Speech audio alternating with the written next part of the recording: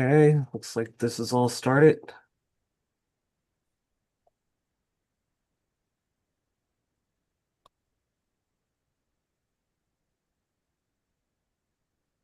All right, welcome to the Thursday night. What month is it? May? My goodness, time just flies. It's the end of May, May 29th. And you are on the Ask a Holistic Cancer Coach call.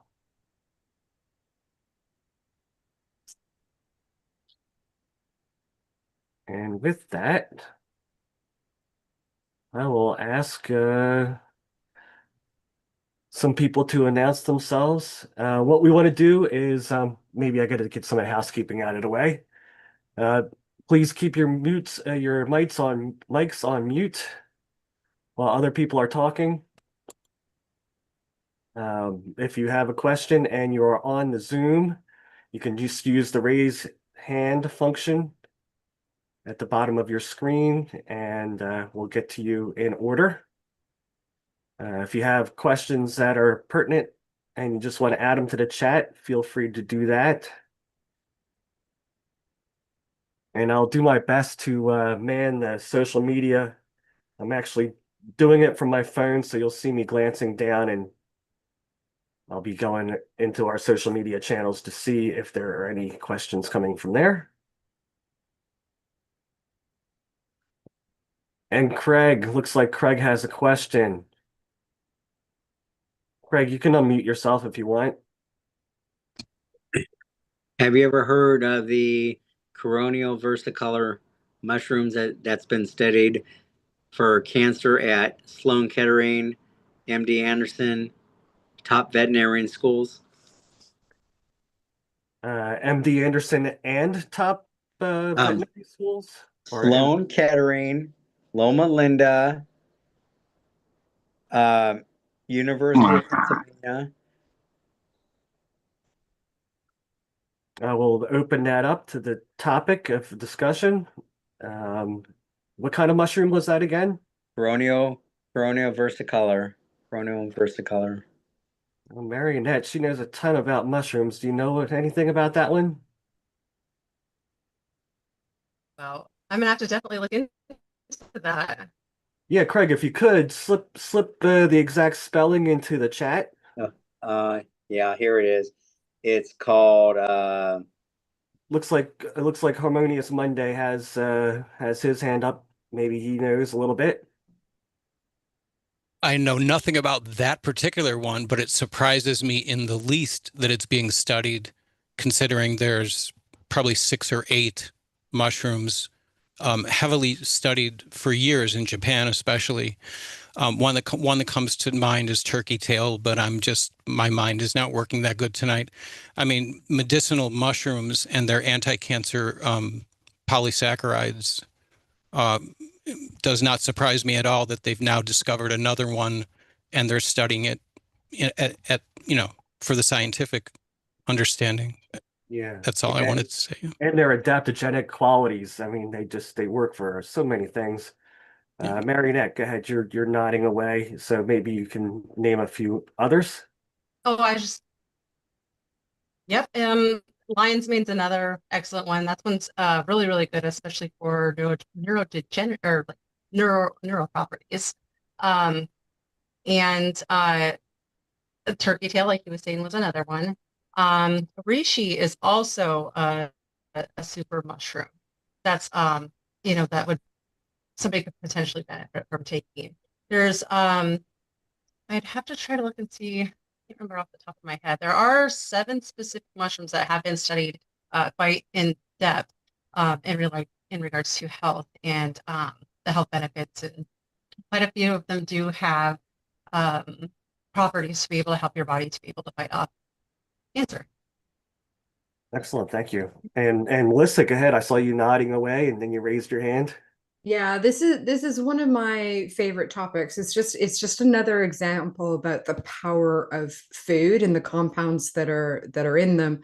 So the key mechanisms for mushrooms, there are several. So immune system modulation, which is key, the beta glucan content, for example, reishi, turkey tail, maitake, like even the lowly button mushroom you get in the grocery store, you know, as long as it's good quality, it has amazing properties as well. But there's also the direct anti-cancer effects. It can encourage programmed cell death, for example, known as apoptosis. It can help overcome drug resistance. One of the problems that a lot of people have is the cancer becomes resistant to the drugs, and it's been shown again and again. Memorial Sloan Kettering has been doing this work for years, that it can help with that. Helps reduce side effects during treatment, and of course, it's antioxidant and anti-inflammatory, two things that any anti-cancer nutrition protocol should consider having, because that inflammation is the basis for almost all chronic disease, and cancer is just another example, and mushrooms can help greatly. So yeah, it's like powerhouse. Yeah, thank you so much. And we are so honored to have you on tonight, Melissa. So I'm honored to be here. had taken our course years ago, and she is Yeah. a star coach, and we are going to have a special call with Melissa as the special guest. Yeah, I look forward to it. Yep. Yeah. So happy to have you. Thank you. I'm glad to be here. Thank you for inviting Now, me. now if I might be mistaken by the number, but you're taking care of over 600 cancer patients currently, or how does that work? Yeah, so they're lifetime clients, so they're not in my actual program right now, but overall I have 600 clients worldwide. Excellent, Yeah. excellent. It's so great to see that you've taken the torch and you're helping so many people, and you should be celebrated. And we are going to do that. I'm excited for that. Oh, well, thank you. And Beat Cancer was a great help, of course. It got me launched, and yeah, amazing. Yeah, excellent. Thank you. So Dave has a question, and it's about the metabolic approach to fighting cancer. Amy said that it had merit. Does anyone have any long-term experience with this approach? Perplexed as to how eliminating glutathione, is that right? Did I say that correct, Dave? Glutamine. Glutamine, sorry. Yeah. And can be healthy when it has 100 biological functions. So glutamine and the metabolic approach. Any coaches want to chime in on that? Or Dave will say that you stumped the coach. Okay, Melissa, yes. Sorry. Okay.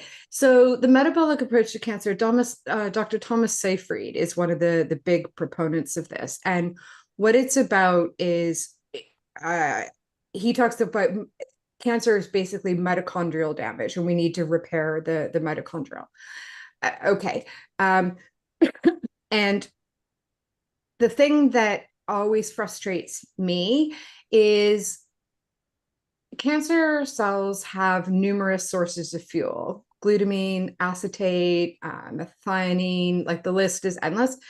We do need glutamine to function optimally and maintain health in other areas because it's involved in so many enzymatic processes in our body. The question is the amount, right? So, yes, limiting it, but having some can be helpful. But one of the things I find really interesting is, let's not overcomplicate things. Cancer, like a healthy cell, just doesn't decide randomly on its own to become a cancer cell by itself one day. You know, it doesn't say, I know what I want to do today. I want to become a cancer cell. It has to be damaged in some way. And we can have the academic debate. Is that damage to the DNA? Is that damage to the mitochondria? I find it super fascinating. But in terms of what we need to be doing about it, it doesn't really make a difference. What we need to be doing about it is changing our lifestyle to minimize the damage to cells, and then improving our lifestyle to encourage our immune system to do its job and repair cells. I find, the starve the cancer cells of their fuel. For most of us out there trying to live a normal life, it's really, really difficult to do. And it's not where I would start, for example, we need some glutamine. You shouldn't have excess amounts in your diet. Like I wouldn't supplement with it, for example. I don't know if any of the other coaches have a contrary view and want to chime in, but those are my initial thoughts anyway. Thank you. Thank you. Dave, does that answer your question? Yeah, I remember last week when I mentioned it. It was kind of at the end of the show. We didn't have much time to get into it, but I liked your term. I was hoping it might be that silver bullet to this problem. Interestingly, I did correspond with Dr. Seyfried and one of his cohorts by the name of Miriam Kalamian. They both pretty much come from that same school. And he claimed, and I've got a book that they both recommended here. I've got to get through it. So I don't know the whole story on it yet. I haven't tried the whole program, including these parasitic over-the-counter pills that you can get at any drugstore that are supposed to limit the body's ability to utilize glutamine.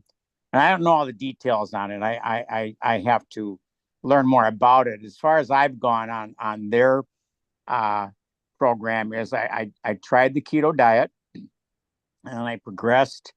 When I wasn't happy with the result, I mean, I was very happy with the results, but I decided, what the heck, if cutting out sugar can starve cancer, then I'm just going to go full tilt. And I progressed into the carnivore diet. And I think I mentioned weeks ago that at that point in time, 18 to 22 tumors went away, were undetectable. And even though no one used the R word, I was pretty much in remission. And 8 to 12 of them came back over time, but that's when I stopped those diets. So I did a portion of the the metabolic approach, but I didn't do it all, and I don't even know what it all is or the details. I actually have to read the darn book and figure it all out. But according to Dr. Seyfried in his research, he said there are only two forms of energy that cancer can feed off of, and he said they are sugar and glutamine, and that if you can get rid of both of them, and you have to get rid of both of them because apparently cancer can survive on either one alone. So you can't just stop eating sugar. You also have to get rid of the glutamine. And according to his research, he said that there's no cancer that he started in brain tumors, brain cancer. But he's tried his research on many forms of cancer, not all of them by any means yet, but enough of them where he was fairly confident that he could predict that this would work on all cancers. But I've never heard of any energy source other than sugar and glutamine. And the sugar thing alone pretty much seemed to work for me. My oncologist told me that I was pretty much a walking miracle, having stage 4B prostate cancer and then having all the tumors go away. And that's obviously metastatic at that point. They're all over the place. And have them all go away to the point where they were non-detectable. So that's all I know about the subject. But I hear people throwing this around a lot, but I have yet to find anybody that's used it long term that can just come out and tell me, yeah, this is the silver bullet, and I had whatever and it went away. So I was just wondering if somebody, especially that glutamine thing, I'm not catching everybody's name here. I can't see them all on my I'm just working off my cell phone, but it's just, there's always so much conflicting information. It's nice when you can finally get some info that's consistent and accurate, and we're just not there yet with cancer. So how many different things does cancer feed off of then, if it's not just glutamine and sugar? I can't remember what other compound was mentioned. All right. But that's a good question.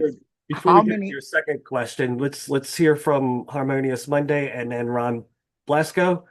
Yeah. And Blasco, and then we'll we'll come back and address that. Yes, Sure. Harmon?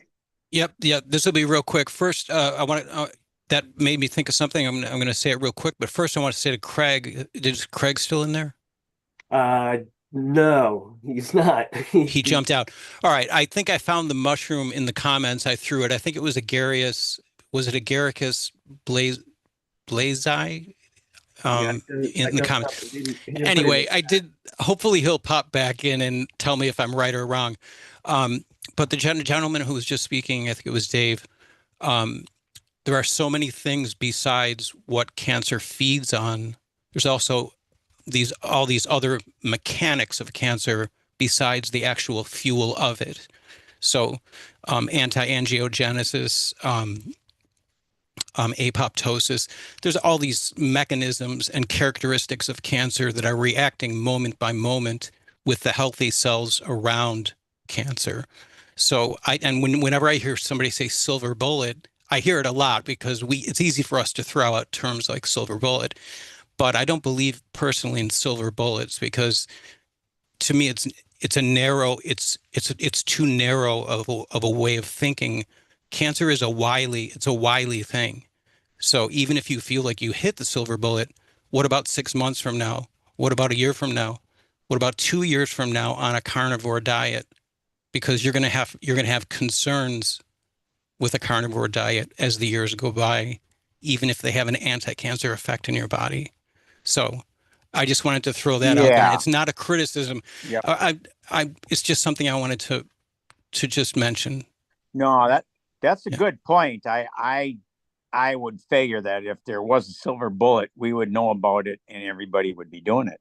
I think I hear it Good a lot point. too, and the coaches hear it a lot too. We hear it especially with the antiparasitics that are out now, and everybody thinks that that's the way out. But let's hear from Ron.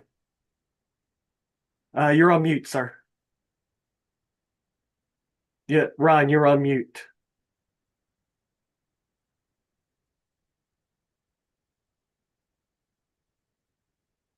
Let me see if I can ask you to unmute. There Thank you. go. Uh, Yeah, sometimes it's hard to find. So I just wanted to add something and then ask a question. Sure. So I've been following Glenn Sabin and the anti-cancer survivors. I should say to begin with, I'm a recently diagnosed patient with CLL, and right now I'm in the Watch and Worry program. Mm. I guess they call it watchful waiting, but it's a worry for sure. Anyway, the one mushroom that they've talked about a great deal, which I was on for some time, suggested by Glenn, is cordyceps. And the only reason I'm not taking it, my liver enzymes were way high, and I was doing green tea every day, the ECGC tablets, and the cordyceps, and we weren't really sure which was causing my liver, so I stopped both. My liver enzymes are going down, and then I guess we're going to try one and or the other and see which is easier on the liver. Anyway, the question I had is, on the advice of Glenn and, what I've been able to read about CLL for about the last year, I've stopped all dairy 100%. I've gone to organic foods, which I've come to appreciate how hard it is to find 100% organic. And I'm probably at 95% organic. Spring water, wild caught fish, no sugars whatsoever. Not even in the little bit of bread I eat is sourdough bread. So trying to really cut that all out. And I'm really here hoping to learn. I don't know if anyone has experience with that particular diagnosis, but I'm just really hoping to learn and I've certainly felt a little deprived food wise, but I'm trying to follow the guidance of organic, um, and cut the dairy. Well, cut the dairy out completely and the sugar. So I'm really just hoping to learn. Well, Ron, first of all, you're in the right place. You're with your tribe now, so I'm glad you made it here. How did you find us? You know, I'm my family's from Bucks County originally, Oh, and I think I found a cookbook that was done by the founder, uh, yep. or some sort of a. You know, I've been Yeah, trying to. hungry for health. Yeah. Yes, so I got that, and you know, and then I guess I must have signed up for something, and I got the email about tonight, and I said, well, I'm trying to learn, and I'm trying to understand what I can do to make the best of the diagnosis I have. And I started out with principally I've lived in North Jersey, so about a year ago I wasn't feeling quite right. Um, my doctor looked at some numbers, used the words multi-proliferative disorder. Then ultimately we got a PET scan, got a diagnosis. I had been seeing a lymphoma, head of lymphoma at MSK, and had been working with Glenn Sabin a little bit, who said to me, well, you have a CLL specialist at Columbia. And I've been, primarily working with her since that happened. And my numbers have, for the most part, been fairly stable, except my blood platelet counts have been a little bit low. So we're not really sure if they're just trending down or what that might be. So that's kind of my personal situation. Yeah, well, thank you for coming. And our office was located in Bucks County for many years, right there in Mallard Creek by the car wash in Richboro. And yeah, so we were neighbors at one time. No longer in Bucks County anymore? No, well, the office got sold, so I moved the office into my house, but we're virtual, so we're everywhere at all times. And we do all our counseling via the phone. Sure. We got a couple of hands up for comments, so let me get to them, Ron. Thank you, Thanks. and we'll see what the comments are. Harmonious first, please. I will take 3 seconds to tell you. Was that Ron? Is he gone? Did he Ron go? is still here, but yeah. Okay, Still... Ron. Over the years, I'm familiar with Glenn Sabin's story because I've quoted probably about 10 times specific quotes from him, and I can tell you he's a great resource. He also is a very comprehensive approach. So realize when you really look deeply into his story, he does exercise. He talks in a very wide and comprehensive way about what it took for him to get to the remission. Yeah. So, but I cannot say enough about his quality as a source. And now I want everyone else to chime in. Thank you. He's an OG. He's been around for a long time, and we've looked into his research as well. So yes, Amy, you're on mute, and your camera's There we not on. go. Okay. Hey, Amy. Hey, Ron, I didn't hear. What do you have going on? Why is sorry, my double? Again? She didn't hear what you had going on, I think is what she asked. I'm not sure I understand what you mean. What do I have going on? What were you diagnosed? Chronic lymphocytic leukemia, CLL. Oh, okay, great. I just got on. Hey, I want to say something in deep respect that I've been looking into peptides, and Dr. Ken Holford seems to be having interesting results with peptides. And Yeah, peptides was a big topic at the Annie Appleseed Holistic Cancer Conference. Was Dr. Ken Holford there? No, a woman, I forget her name Joy King. right now. Dr. Joy King. She's right here in Philadelphia. She's now on the board there at Annie Appleseed. They invited her to the board. But Yeah, yeah, you can look her up on AnnieAppleseedProject.org. it And sounds really fast.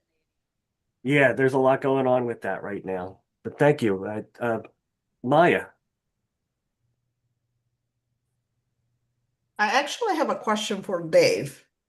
Dave, when you said that you were on ketogenic diet and almost on carnivore and many tumors got cleared from your body, what made you to stop that something that was helping you? Well, I just kind of loosened. That's a very good question. I just kind of, and maybe a lot of people do this, and maybe it's a mistake, but I just kind of loosened things up a little bit because I wasn't convinced that the keto diet probably is a pretty healthy diet. I certainly wasn't. I think was it Harmon that suggested this long term that the carnivore diet is not a healthy diet, and I recognize that from the beginning. But when you have stage 4B cancer, you're backed into a corner. You're willing, like most people that have cancer, you're willing to try anything, anything better than the conventional medical procedures. I've always eaten healthy since, but I did stop taking my pills that are supposed to, um, reduce the levels of testosterone. And I thought that might have been what caused the cancer to come back. So I started taking the pills again. So what I've been doing since is trying to eat as healthy as I can. Um, I've been trying to do everything I'm learning about and hearing about, including what I'm learning from you guys on BeatCancer.org. But I'm still taking the pills, which I would really like to stop doing. But I have to wait until I get my next prognosis, and I don't know that I want to do it with my oncologist that I have right now through radiation. I don't think I want to get a PET scan. I think I want to look into these blood tests that you were talking about and see if there isn't a better way of determining where I'm at so I know where to go from here. So, But I think I'm going to try and continue the keto diet. That seems to me to be the healthiest and best way of, so approaching this whole problem. right, when something is as convincing as your tumors are disappearing, I mean, what could be more convincing than that? That's my question to you. Like, what kind of fear did you have stopping the diet you were on that's showing the result that cancer goes away? So if in 2 years, if that diet would not work for you, then you think of something else. But at the present moment, if it's working for you, why would you be afraid, you know, of doing something that is basically taking the cancer away from your body? That's what. Well, the answer to that question, that's another good question. Essentially, it's because I wasn't really sure. I had too many things going on at once. So my experiments, I wasn't really sure if the cancer went away because of the keto diet, which I was hoping it was. I had the feeling that it was, but it might have been because I got back on the pills too. They call it Xtandi. It costs about $50,000 for 1 month supply. Um, and I'm still on those pills, and so until I can stop those pills and have the cancer not come back while I'm on the keto diet, I'm not really certain that it's the keto diet in its own right, and I hope it is. And I I'll would try it say again. there is a big correlation to that, particularly in testosterone formation in the body. Yeah. If you know the pathways, the way the body makes hormones, you will Mhm. understand why ketogenic diet did work on you. Yeah. Well, I know It's one thing. When so I stopped taking yeah. those pills, I mean, I'll just be very blunt. My manhood came back. My libido came back. Um, um, I don't think I could have gotten anyone pregnant before, but I sure could now. I could have. Um, you know, and yeah, sorry, I had to say it. But I thought they were trying to get my testosterone down to zero. No, they just want your No. PSA to get down to zero, but they want your Yeah. testosterone to be in the lower part of the normal register. And Yeah. I thought, I don't know what that means, No. but what's interesting about this whole deal is that these conventional doctors, I'll call them, using their conventional methods, they'll take a blood draw every so many weeks and they'll check your blood for about 30 different things and they'll take a PSA test, but they only they don't test consistently for your testosterone level. That just does. If this is a hormone driven cancer, and it is, and they think it's mostly testosterone that cancer feeds off of for prostate cancer, you would think they would be including that test in your blood draw on every blood draw, but they don't. I've only had my testosterone tested directly like 2 times in 3 years. So that's a question I have for my oncologist the next time I see him. May I interject? Oh yeah, absolutely. I'm sorry. I don't know how to raise my hand. Yeah, there's a raise hand function, and Harmonious find it. is next, but go ahead. You said you're on Xtandi, right? Yeah. Okay. That does not lower testosterone. It is a hormone blocker. So when you're doing hormonal therapy, it's either going to be Lupron, which shuts your testicles down from producing testosterone, or it's going to be a hormone blocker. Okay. So the testosterone is still there. It just can't function because the Xtandi is blocking the receptors. Okay. So, it's very powerful. I have a lot of patients on Xtandi, and it knocks the PSA down. Combined with everything else I do, it knocks it down within a month to near undetectable. Mm-hmm. Yeah, but then down the road, it would cause heart conditions, bone conditions. Yes. Right? You never want to be on hormonal therapy continuously. There are many studies that show you can do it intermittently and it works just as well and it's easier on the body. You can also do bipolar ADT, which basically swings from very low testosterone to very high testosterone, where they give you testosterone. That also works very well. Sorry, what'd you say that was? Just bipolar what? It's got bipolar ADT. So there's intermittent ADT and there's bipolar ADT. Both have been studied extensively and they work very well. And what is bipolar ADT? It's basically bringing testosterone down, say with Lupron, letting it rise back up, and then giving testosterone. Well, just think about that. It drives these cancer cells crazy. It's taking them from one extreme to the other, back and forth. So you just take it and then stop taking it. Mm-hmm. And well, that's the intermittent. That's the intermittent form. Okay, so when you stop taking it, do you take something else? No, you can either just stop taking it and then go back on it again. Okay, well, that's cool. Yeah. I would love to bounce that off my oncologist. Sure. Thank you so much. I appreciate that. Sure. While I'm here, can I have about 5 minutes? I just want to share some info on diet. Yeah, I'll give you a couple of minutes and then we'll get to yeah, can I share my screen? Just real quick. I just want to show a resource for people. Let's see, how do I do that? You go to share and you enable screen sharing for participants.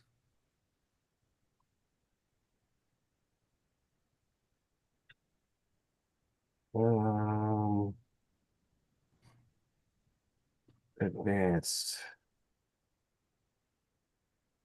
I see it. Does Okay, everybody else see it? I see it. I do see it. Okay. So this is how to start cancer naturally.com. I built this website for Dr. Robert Hoffman, PhD. So he has studied methionine restriction in cancer for over 55 years. This website is loaded with info, but what I wanted to share here is this page right here, methionine chart. And this shows you how much methionine there is in different foods. And if you go to the last page on this color-coded chart, these are the animal products, and you can look at fish, salmon, chicken. These are very, very high numbers. When you go plant-based, methionine comes way down. When you fine-tune this diet to be therapeutic, and you include lots of fruit, here are the fruits right here. The apple's like super low, 1 milligram of methionine. But generally, look at the difference in methionine level between animal products and fruit. It's drastic. It's like 100 to 1. So why is methionine a big deal? So cancer cells are addicted to methionine. Dr. Robert Hoffman has shown that over and over again in his studies. He's doing human clinical studies on methionine restriction using an enzyme called methionase. The other amino acid that's really important is cysteine. So cysteine is necessary to make glutathione. Glutathione is absolutely necessary for cancer cells to survive. So you can actually, through methionine and cysteine restriction, you can lower the cancer cell's ability to synthesize glutathione. That alone can be toxic to the cancer cell. It can't regulate its oxidative stress level very well. So anyway, this is a whole nother kind of dietary approach, and it works. Why don't you effective. introduce yourself real quick and tell people Okay. where to find you? Yeah. I know you have a weekly call. Yeah. Mark Simon. I'm the director of Nutritional Oncology Research Institute. I'm in Westlake Village, California. I do a Saturday Zoom call every Saturday morning from 8 to 10. That Zoom link is actually here on this website. It's on my other websites. And it's how to starve cancer naturally.com. How to starve cancer naturally.com. And then my website is nutritionaloncology.net. Yeah, you can pop that into the chat too as well, Mark, okay? Okay, thank you. Yeah, thank you. And let me get to Harmonious first, then Maya, then Jane. We got active crowd tonight. What a crowd. Oh my God. I'm just stunned. I've only been this is my fourth time and I've never seen anything like this. And it's exciting to me. And thank you for that information. Now, 13 years I've been studying alternative cancer. Okay. I know of Nori. I know of what you just said from only one instance, and that is Chris BeatCancer did a whole thing, a whole series on exactly what you said. I don't know if he interviewed you particularly, Many but years I just ago. want to say that nothing blows my mind more than the multiple ways that cancer can be affected. One of the things that I am fascinated by is that it can be affected. And one of the things that I am most offended by is oncologists who have the nerve and the lack of understanding to shut somebody down immediately and say, there's nothing you can do. I'm the Right. oncologist. Let me do my job. You have the cancer. I do my job. That's how it goes. Do some exercise, do some nutrition, but we're going to work this out with chemistry. Okay. Nothing could be further from the truth for about 1,000 reasons. It's amazing how we can impact cancer. It stuns me. I want to jump over to Dave. I don't know if Dave's still there, but I just want to say to him, and thank you again. I'm sorry I didn't get your name, but please do put your link. Please, I see your link. I see your link. That's great. I will definitely check out your stuff. Dave, I just want to say everyone has heard this, but I'm going to repeat it. Correlation is not causation. So as soon as you said that the ketogenic, especially the meat-based diet, seemed to bring the tumors down, we have to take that we would have to know everything about what you were doing at that time to truly make that judgment, even Right. though I'm Right. also going to jump back and do what I love to do, which is say Maya. I give her credit for the fact that the power of a ketogenic diet in general, okay, whether it works for everybody or not, cannot be denied. There's something about ketones and cancer that we haven't found, we're still learning and learning and learning, but we can't say for sure that it was the meat-based diet. You know what I'm saying? The causation or Right. correlation does not equal causation. So Right. I just wanted to throw that out real quick. And I'm always cautious of time because I want people to participate. So I'm just going to jump out. Yeah. Okay, thank you. And It's Maya. thank you so much. Maya, then Jane.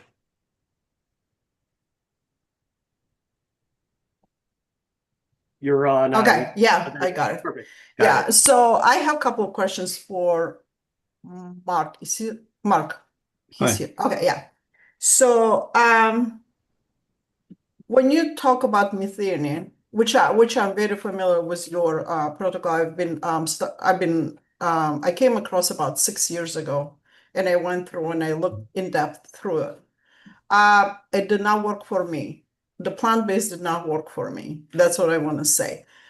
Is there any correlation of methionine with MTHFR gene mutation? There is. And if you have MTHFR mutation, you're actually better off cancer-wise. Which I do have a Because MTHFR gene you have mutation. certain defects. You have certain defects in the methionine cycle, which is favorable for surviving cancer. So you do not want to try to fix MTHFR when you have cancer. It's only going to mess things up. Okay, so my other question is, you said glutathione is an important oxidant, which is, and precursors for glutathione, as far as I know, is glycine, cysteine, and glutamate. Correct. So they do come mostly from animal products than plant products in most bioavailable form of it, as far as I know, as far as I did my research. Yeah. So it's not only cysteine. So I know in methionine chart, the animal products are on the lower part, but the fruits and vegetables on the top. And you mentioned the apples has lower level, of methionine. But how about glucose? How about fructose? We know the fructose, like any fructose would have the same pathway as the glucose does, and the end product is going to be glucose again. That would change oxidative phosphorylation inside the cell. So your diet mostly based on fruits and vegetables. So I would like to understand that part. How is it affecting the cells? How all those consumption of that high level of fructose? Because from my research, I know fructose damaged the mitochondria, production of ATP, more than even glucose does. Not from natural sugars and fruit. I have a different research. High fructose corn syrup is a whole nother. No, I'm talking about fructose from the fruits and vegetables, not Fruit from is a combination. Fruit is a combination of various sugars, and it's a combination of glucose and fructose. These sugars are released very gradually. They're bound up in fiber. It doesn't matter. End product, it's still glucose, though. So the Nori approach is not trying to starve cancer of energy. That's a very difficult process to accomplish without harming normal cells. So this has nothing to do with trying to starve cancer cells of ATP. So we're not even concerned with those pathways. We actually would like to have the mitochondria working at full speed because it creates more oxidative stress. So the whole goal of everything is to increase reactive oxygen species, to interfere with antioxidant systems, the glutathione antioxidant system and the thyroidoxin antioxidant system. So there's tons of scientific papers on this. I've written about this for years and years. I've created many papers on my website. Anybody can read about it. This is how you kill cancer cells. Starving cells is one thing, killing them is another. How do you most efficiently kill a cancer cells, trigger apoptosis or ferroptosis? You overload them with oxidative stress, which can come from many different sources. You can hit many different pathways. You want to increase the reactive oxygen species level in the cancer cell. It is the selective way to kill cancer cells without harming normal cells, because the cancer cell has a ROS level that is 10 to 100 times higher than a normal cell. So that cancer cell is struggling to maintain oxidative, or they call it redox balance. It's struggling real hard. It's relying on glutathione. It's relying on thyroidoxin. You take those antioxidant systems away, it cannot survive its own oxidative stress level. So that's what's going on. It has nothing to do with trying to starve cancer cells of ATP or energy substrates. Well, a ketogenic diet does not starve cancer. I mean, that does not starve cells from ATP either, from energy production. That's its goal. That's its goal. If you look at Jane McClelland's approach, how to starve cancer, it's all about hitting these different metabolic pathways, trying to lower ATP. This is what the off-label drugs do. This is what metformin does, and all these other components.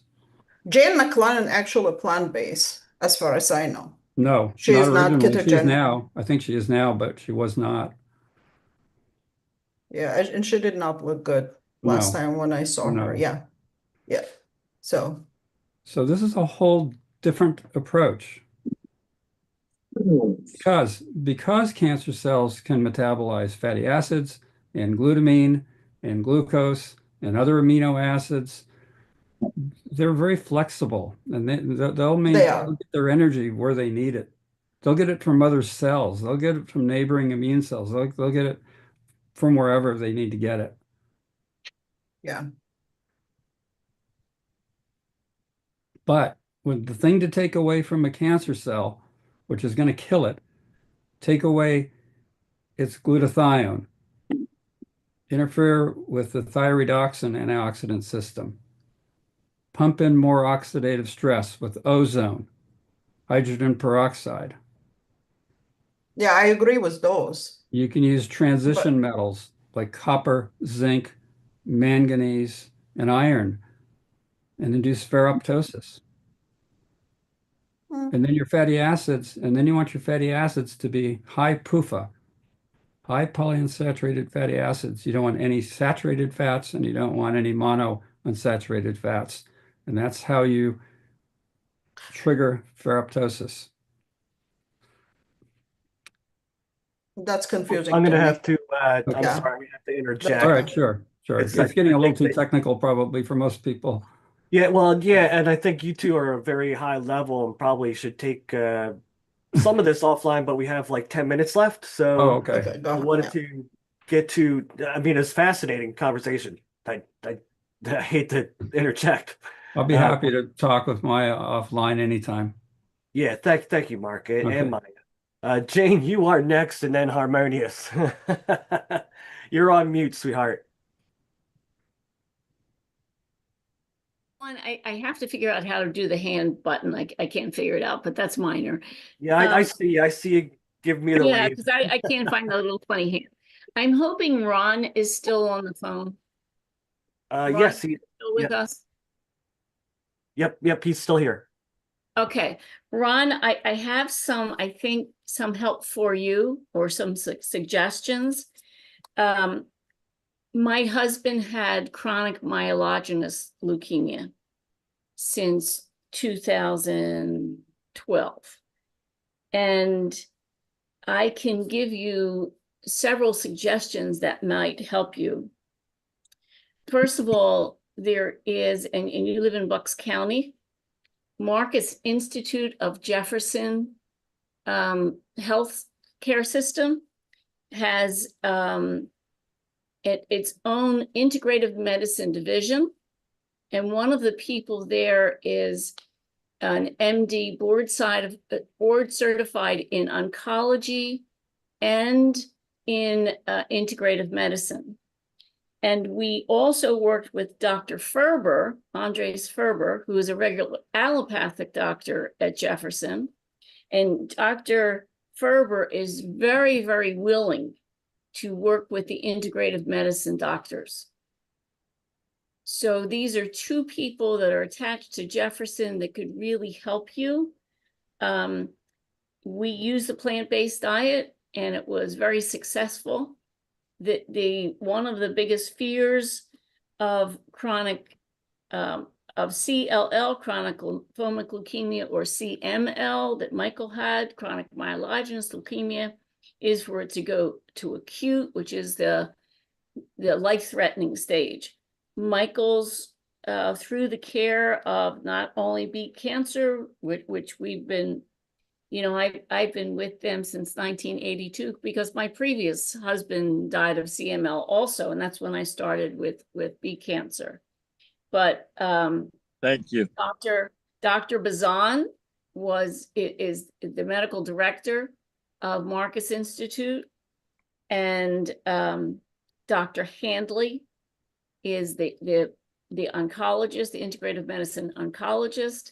And the wonderful thing is that the regular allopathic doctor is Dr. Ferber, and he's Jefferson, and he is very willing to work with the integrative medicine doctors. I'm sorry, can I bother you? What is an allopathic doctor? What does that mean exactly? Allopathic is the traditional doctor, the traditional route. So that's allopathic versus naturopathic. Jane, if you could, can you put those names absolutely in the chat, please, for Ron and Ron?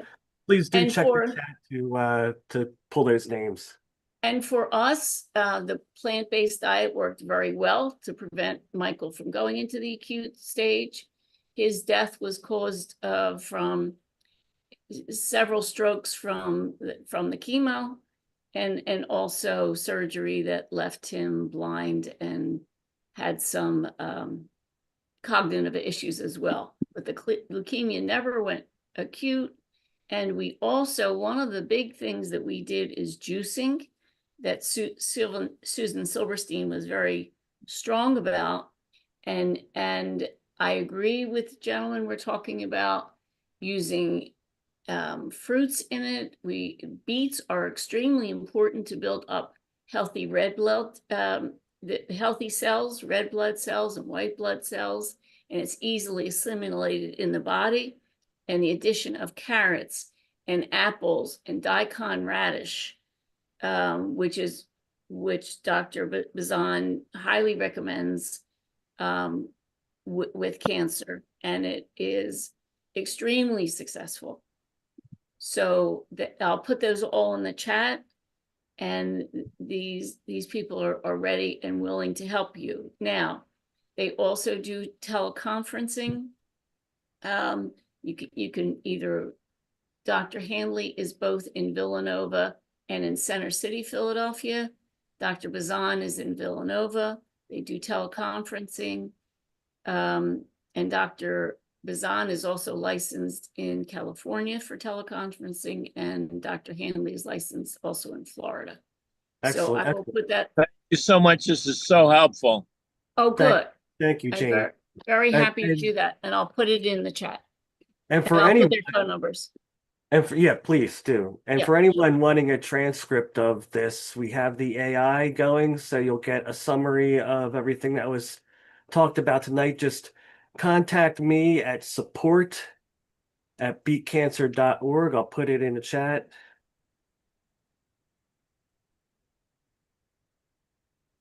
And I'd be happy to send the transcript over to anybody that wants it. And Harmonious, please unmute yourself.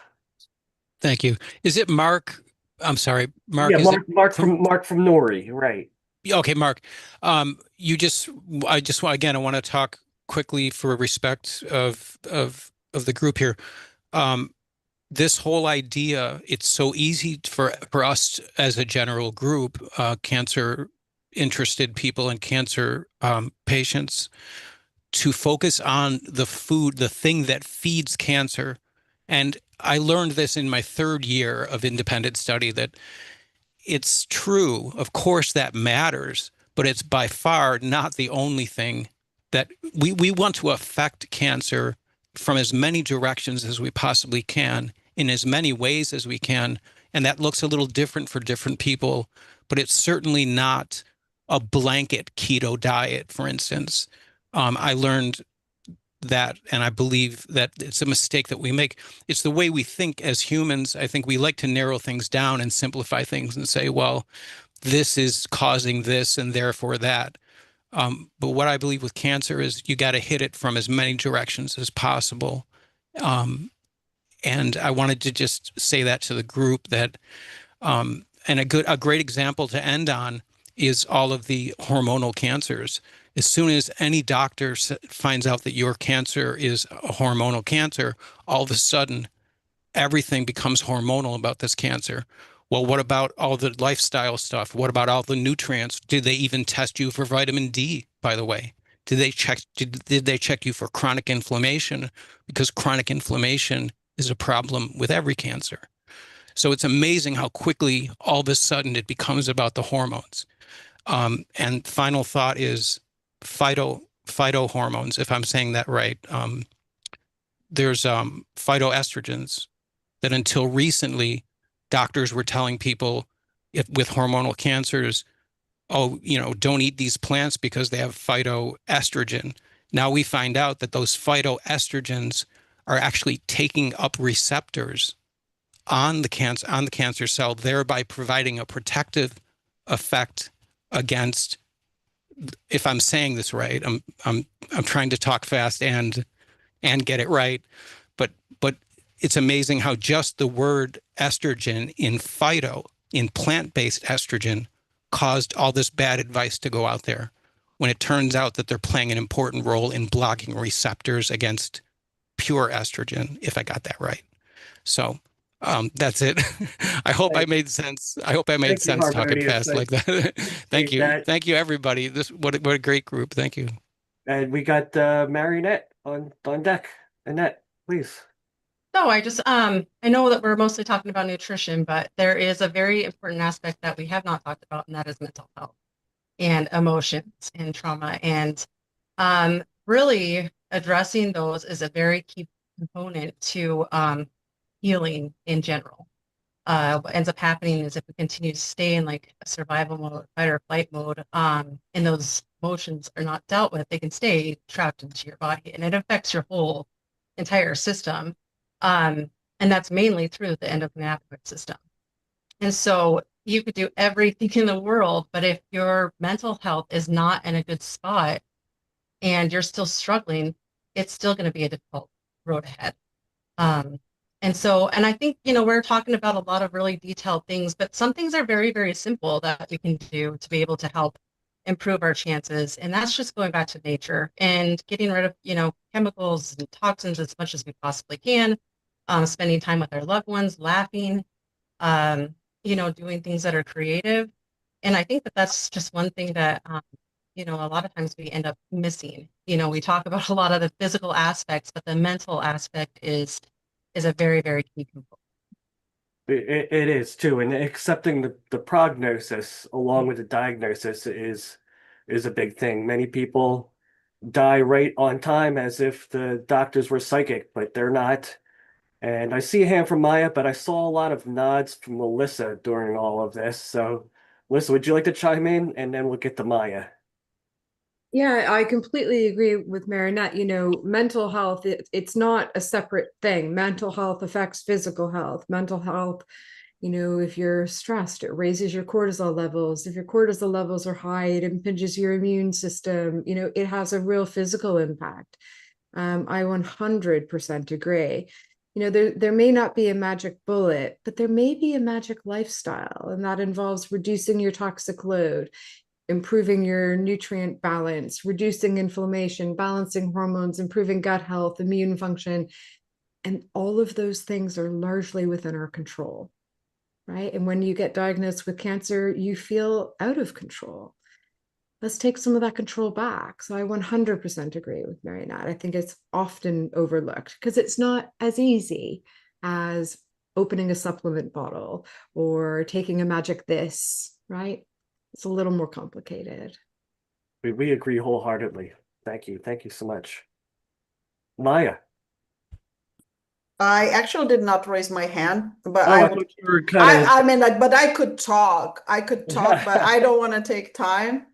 There's a lot of things like, I'm hearing and I want to clarify. But if we're going to continue, I will talk. If not, then next time. Well, I think we're actually pretty good. If you want to take a moment and we'll close out with your thoughts. Okay. There's I do, as someone who went through cancer twice, and it was estrogen progesterone positive. So deep diving into the hormones, trying to understand what the hormones, like what's the role of hormones in our body, how body makes hormones and how body cleans up the hormones because our body detoxify itself without any help from out there. That's what we meant to have, the body. But being exposed to so many toxins, endocrine disruptors, and whatever, phytoestrogens. That's another one. I know. Harmon Reddit has speaking about like xenoestrogens, which I'm not a big fan of xenoestrogens because they mimic our estrogens, but at the same time they kind of blocks our body to make our own estrogens, not estrogen, I mean our own hormones. So there's a papers out there that talks about it. So I am also diabetic. That's why like with all respect to Mark, for me, plant-based juicing, and like Carol knows, I was a queen of juicing, queen. I would juice like 10 cups a day. I mean, I would be a plant-based, raw vegan, everything. My blood sugar would spike to 200. I could not bring it down, with no matter what I did, until I cut down everything and I brought my blood glucose levels down. So that's why we are all by individuals. We have to work with what we are surrounding ourselves with. That's number one. Was our mindset, what environment we're living in, what we've been exposed to, and what works for everyone. Not everyone could go on ketogenic diet or carnivore diet or be a plant-based, or be whatever. For me, carnivore worked best. As someone, it balanced all my hormones. It brought my diabetes, reversed it. So it worked for me. I'm not saying that it would work for everyone. So, but there's still a lot of questions. It's still about a lot of question in my brain goes about xenoestrogens. I'm not a big fan of xenoestrogens. I don't think so. Plants should be interfering in human body by manipulating the estrogens or hormones. So I think our body naturally should make those hormones from the food we eat. So, and yeah, plants are food, but xenoestrogens are mimicking the estrogens. And I did not get good result with it. So that's me. We can talk more about it again down the road, but yeah. Thank you so much, Maya. Yeah. Well, this has been a wonderful call, an exciting call, an information-packed call. And I'm sorry it is top of the hour, so I have to cut it sometime. But thank you all so much for joining, and please join us again next week. And if you have any topics that you would like to discuss, you can send them to me beforehand at support@BeatCancer.org. If you'd like to look into our counseling, we have counseling there for everybody, or look up one of these wonderful coaches on the screen right now. All their names are present. Quick, take your screenshot now. This is your time. Take that screenshot. And then you can look up their names on our website and under the find a coach tab. and you'll find a little bit more about them and their degrees and whatever else you might be interested in. And please join us next week. Thank you all for coming. Carl, Dan Kaplan is on the call. Dan, you got on late, man. No, I've been listening for 15 minutes. Oh, I'm so happy you're on. Sorry, we didn't get to hear from you. Why don't you just Next time, Dr. Kaplan, I would like to make some comments. Yes, please do that. Thank you so much. Good. Every Thursday, we're here. Thank you, everyone. Have a All good right, night. bye now. This was great. Thank you. Thanks, everyone.